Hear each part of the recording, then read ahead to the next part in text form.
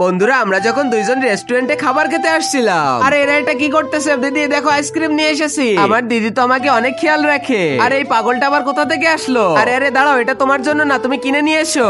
আমাকে তো পুরো অপমানই করে দিল। দিদি এমন কারোর সাথে করতে নেই, মনে তো চাচ্ছে নাকটা ভেঙে ফেলি। আরে বেবি কোনো ব্যাপার না, আমার তো একটু রাগ হয়নি, আমাকে একটু এবার খেতে দাও। আরে দাঁড়াও দাঁড়াও, প্রথমে আমরা টেস্ট করে নেই তারপরে তোমাকে দিচ্ছি। এ তো দেখতেছি মুখ দিয়ে খাচ্ছে, এর এটা তো আমি খাবোই না। এটাতে তো আমার লিপস্টিক লেগে গিয়েছে, কিভাবে খাবে? অ্যানি চলো আমরা আরেকটা কিনে নিয়ে আসি। আরে তুমি কোথাও যাও না, আমি তো তোমার সাথেই খাবার খাবো। তখনই তো আমি তার খাবারটাই খাই। আরে অ্যানি এটা কি করলো? তার এটু খাবার খাচ্ছে। তখনই তো আমরা দুইজন একসাথে গেমস খেলি। এটা তো আমিই খাবো।